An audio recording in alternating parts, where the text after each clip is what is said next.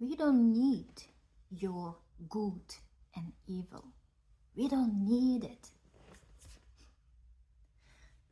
I'm a mother, I'm a woman, and there is no good in this good and evil perspective on the world. It's not effective, it's not efficient, it's not practical. I came to this conclusion recently during watching the podcast of a very strange podcaster. I don't want to call his name, but he was interviewing Dr. John DeMartinez. And while this Dr. John DeMartinez was explaining his philosophy of trying to understand the different perspective of another evil, for example, or them, or different side, opposing side, trying to understand what we see in different side as evil and different and to refine, but from another side it might be of value, of some good intention. And when we get to understand what was the intention and what was the perception from another side, we can connect on it. So we connect on something similar, on something common.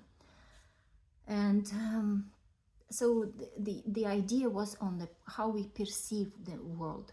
There is no objective morality or objective good and evil. And this podcaster was listening, and then he's like, I have a difficulty with this. And for me, it was so clear what this doctor was explaining. And I'm, okay, this is the 16th minute of 1.5 hour podcast. I better go and read about this doctor on my own than listening further on this podcast. So honestly, I didn't listen to the whole podcast. But what I got from this podcast, that this good and evil thing is such a BS, big scam. Why?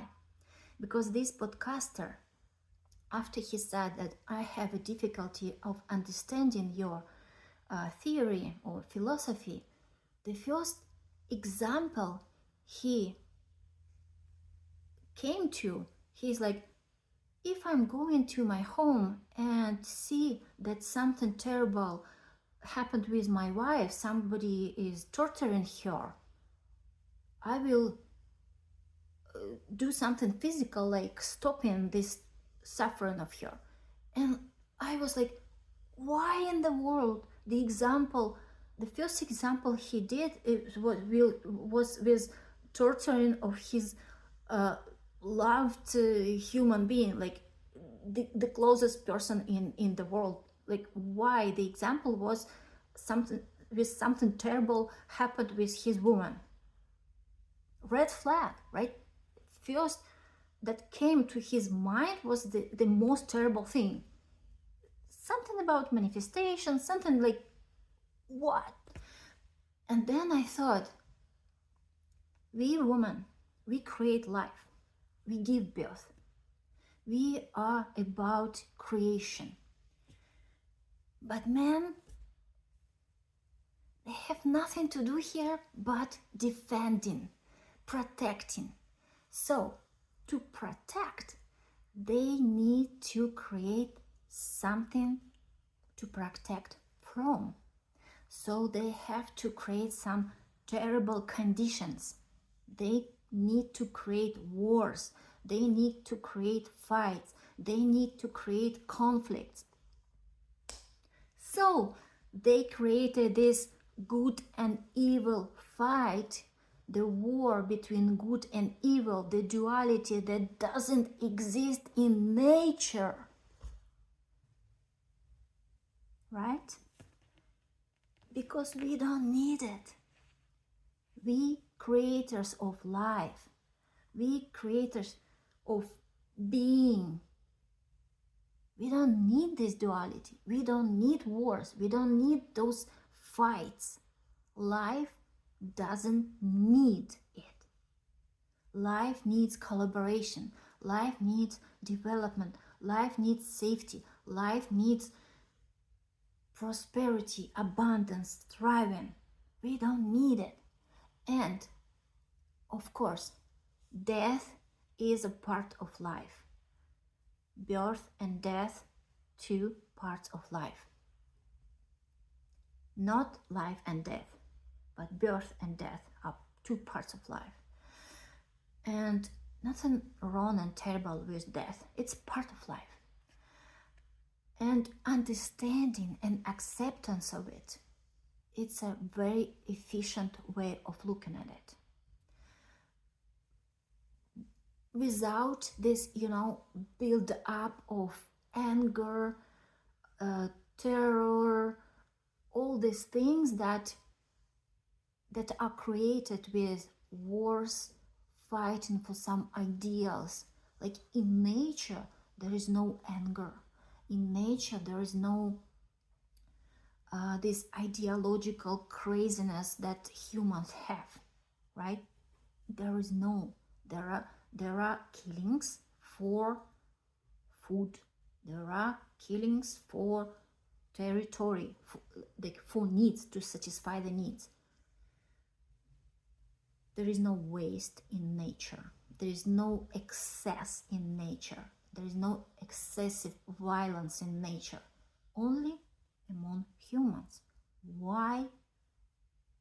Because men need it to justify their existence, to justify their presence, because they need to defend something.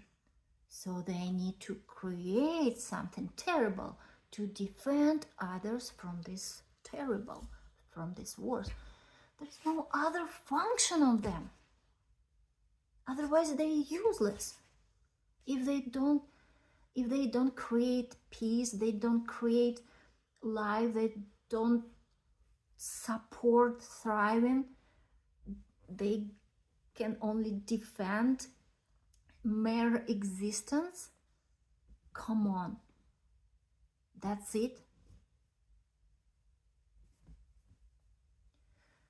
I mean, maybe I'm overwhelmed with this, but it was my point of kind of realization that those men, those males, they need to sustain their self-worth by defending something or competing, fighting. They don't feel they are part of life process itself. They cannot just be. They don't feel they are part of creation. They are part of defense department, war department. So education department is not needed anymore. You know what I mean? I'm from US. Hello. Crazy. We need to support us, women. We are givers of life. We don't need neither good nor evil. We don't need this separation, because it comes with fighting, it comes with war, it comes with defense of something that comes with war. If there is no war, if there is no kind of competition and fighting, there's nothing to defend, because everything comes naturally with understanding. It's a flow of life. It's a process.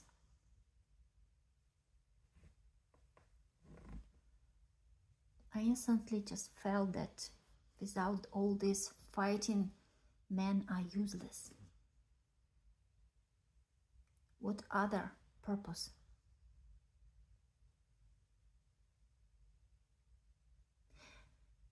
and there are men who support women. Give me your purpose.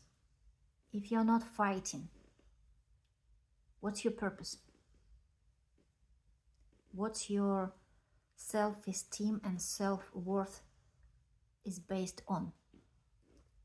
Are you defending peace? Are you defending thriving? Are you defending the flow of life as it is, without any wars, without any conflict? Does it feel good enough for you without all these conflicts? Please share, because in that podcast it felt so sharp that guy, that podcaster, didn't have any purpose.